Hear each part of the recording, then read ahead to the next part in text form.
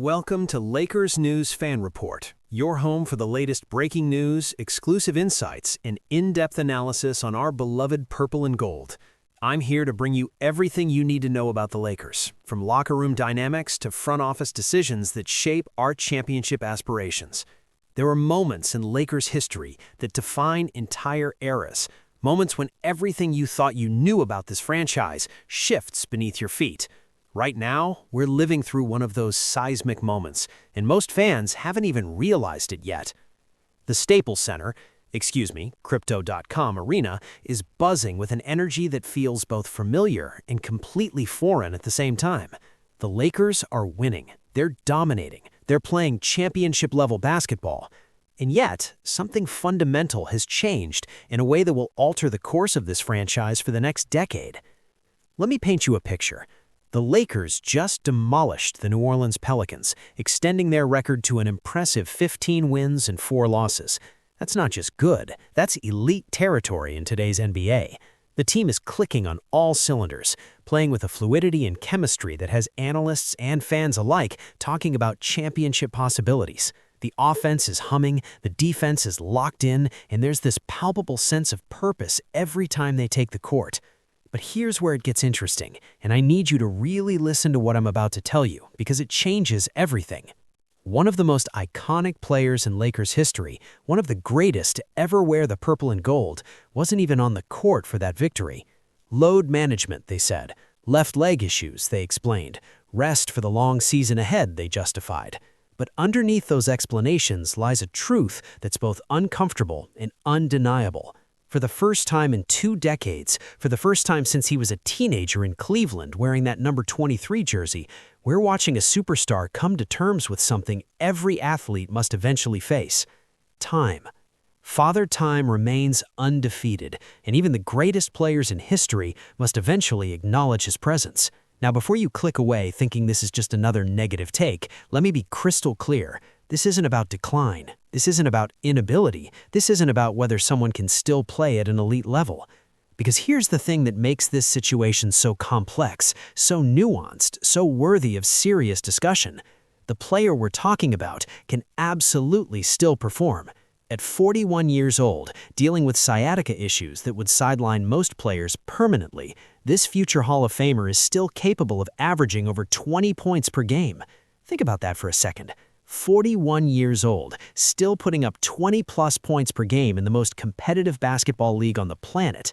That's not just impressive, that's borderline miraculous. It's a testament to dedication, to work ethic, to an almost superhuman commitment to excellence that has defined an entire career. But here's where the story takes a turn that nobody saw coming. The Lakers front office, the same organization that has built its modern identity around this player, that has celebrated multiple championships with him at the helm, is now facing a decision that seemed unthinkable just a year ago, and that decision has nothing to do with performance. According to Stephen A. Smith, one of the most connected analysts in basketball, the Lakers would actually consider trading this legend if the right opportunity presented itself. Not because he can't play, not because he's lost a step, not because he's become a liability on the court, but because of something much more fundamental: the calendar. You see, something extraordinary happened last February that completely changed the trajectory of this franchise. The Lakers pulled off one of the most stunning trades in recent NBA history, acquiring Luka Doncic from the Dallas Mavericks in exchange for Anthony Davis. When that trade happened, the basketball world collectively lost its mind. Nobody saw it coming. Analysts debated it for weeks. Fans were split down the middle. Was it genius or madness? With the Lakers building for now or building for tomorrow? Did they just acquire a generational talent, or did they give up too much to get him? Well, the early returns are in, and they're spectacular.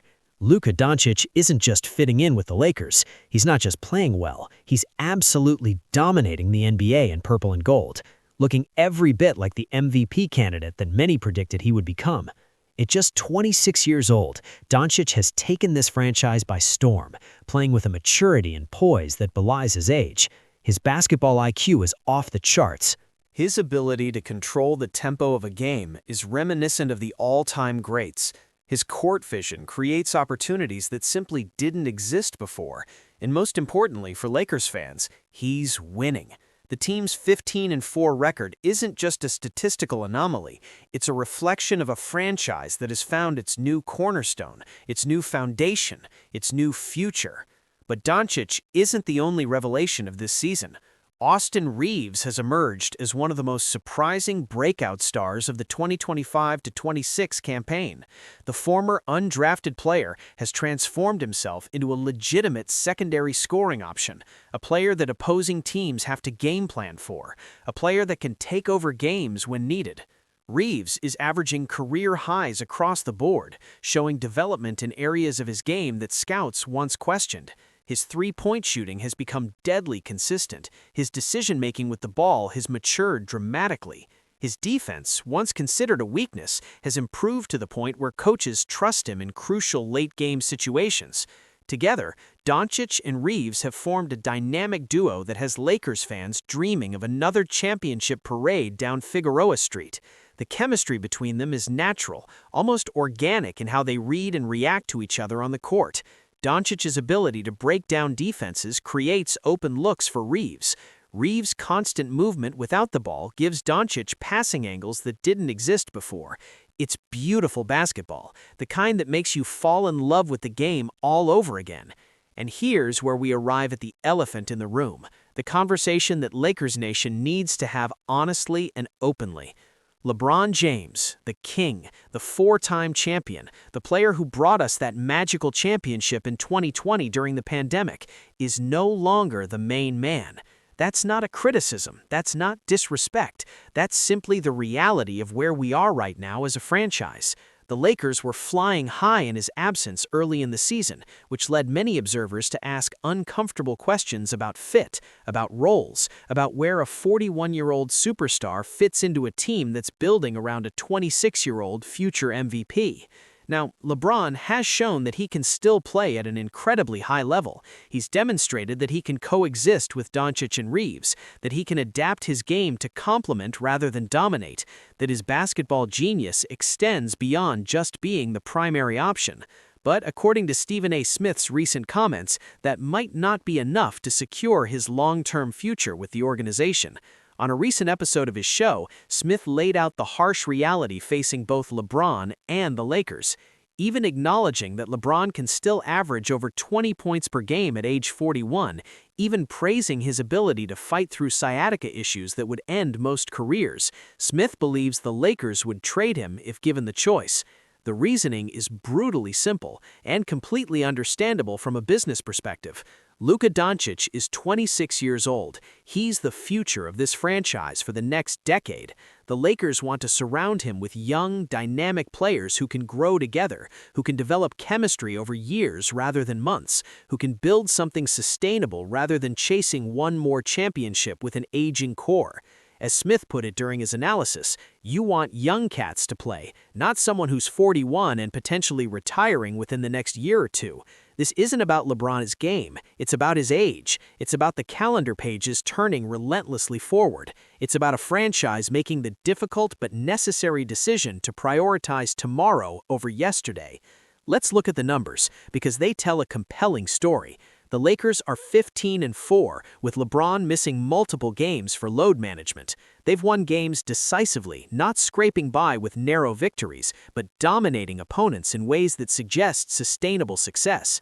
The offensive rating remains elite. The defensive intensity has actually increased. The ball movement statistics show a more egalitarian approach, rather than isolation-heavy possessions. These aren't just feel-good metrics. These are tangible indicators that the Lakers have found an identity that doesn't require LeBron to be the focal point every single night. And throughout the rest of this season, expect to see LeBron sitting out more games. The left leg issues aren't going away. The sciatica will require ongoing management. Load management isn't just a buzzword anymore. It's a necessity for a player who's logged more NBA minutes than almost anyone in history. The Lakers understand this. They're preparing for it. They're building a team that can win whether LeBron is on the court or not. That's not disrespectful to his legacy. That's smart franchise management. But let's not lose sight of something crucial here. LeBron James is still one of the most impactful players in basketball when healthy. His experience is invaluable in playoff situations. His leadership in the locker room cannot be quantified by statistics. His ability to elevate teammates in crucial moments has been proven time and time again throughout his legendary career. The question isn't whether LeBron can still contribute. The question is whether that contribution is worth building around, or whether it makes more sense to use his remaining trade value to acquire pieces that fit the Doncic timeline better. This is where things get really interesting from a strategic standpoint. If the Lakers were to move LeBron, and I want to emphasize that this is still speculation, they would be doing so from a position of strength rather than desperation. They wouldn't be salary dumping a declining player. They'd be trading a legend who can still produce, which means the return would be substantial. Imagine the Lakers acquiring a defensive-minded wing who's 24 years old with upside. Imagine them adding draft capital that could be used to move up in future drafts. Imagine them getting younger and more athletic while maintaining their championship competitiveness. That's the kind of transformational move that defines eras for successful franchises. The Boston Celtics did it when they traded Paul Pierce and Kevin Garnett. The San Antonio Spurs did it when they transitioned from Tim Duncan to Kawhi Leonard. The Golden State Warriors are attempting it right now with their young core. This is how dynasties sustain themselves. They make hard decisions before those decisions are forced upon them by decline or injury or age. They think 3 years ahead rather than 3 games ahead. They prioritize organizational health over individual loyalty, as cold as that might sound. Now, I can already hear some of you getting upset, and I understand that reaction completely. LeBron James is a Lakers legend. He brought us a championship during the strangest season in NBA history. He's given us countless memorable moments. The idea of trading him feels like a betrayal, like we're discarding a piece of our history for pieces on a chessboard. But here's the perspective I'm asking you to consider. What serves LeBron's legacy better? Struggling through age 42 and 43 with a diminishing role, or going out while he can still play at an elite level, potentially joining a contender where he could chase one more ring without the pressure of being the franchise cornerstone? What serves the Lakers better? Holding on to the past while the present passes us by, or embracing the reality that Luka Doncic represents our championship window for the next decade? These aren't easy questions, and there are no perfect answers, but they're the questions that championship organizations ask themselves constantly. The reality that Lakers fans need to accept is that Luka Doncic is now the face of this franchise, not co-face, not shared face, the face. Whether LeBron retires as a Laker next year or gets traded to another contender before the deadline, that fundamental truth doesn't change. Doncic is the future. Doncic is the present. Doncic is the reason we're 15-4 and looking like legitimate championship contenders. And you know what? That's something to be excited about. That's something to celebrate. We have one of the 5 best players on the planet entering his prime years in a Lakers uniform. We have Austin Reeves developing into a legitimate third scoring option. We have young talent on the roster that's improving game by game. We have cap flexibility coming in future seasons. We have draft picks. We have a coaching staff that's gotten buy-in from the entire roster. This is what organizational success looks like. I want to be very clear about something because it's important. None of this diminishes what LeBron James has meant to the Lakers. His championship in 2020 will forever be celebrated in franchise history. His decision to come to Los Angeles in the first place changed the trajectory of the organization. His work ethic and professionalism have set standards for everyone in that locker room. But sports are ultimately about winning championships, and championship organizations make decisions based on maximizing their chances to win, not on sentiment or legacy considerations. If the Lakers determine that moving LeBron for the right package improves their championship odds over the next 5 years, then that's the move they should make, as difficult as it might be emotionally.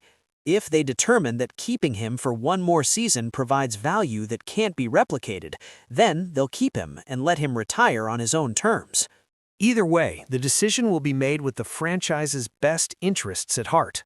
What excites me most about this situation is that the Lakers are winning regardless. We're not talking about desperate moves to salvage a lost season. We're not discussing how to tear everything down and rebuild from scratch. We're discussing how to maximize an already successful situation, how to build on a foundation that's already producing wins, how to make good even better. That's the position every franchise wants to be in. Stephen A. Smith's comments, while controversial, reflect what a lot of people around the league are thinking but won't say publicly. LeBron is still great, but time is undefeated, and the Lakers have found their next generational star in Luka Doncic. The transition is happening right before our eyes, and it's happening more smoothly than anyone could have anticipated. The beauty of having Doncic is that the Lakers don't need to panic. They can be patient. They can make measured decisions rather than reactive ones. They have a timeline that extends far beyond this season or next season.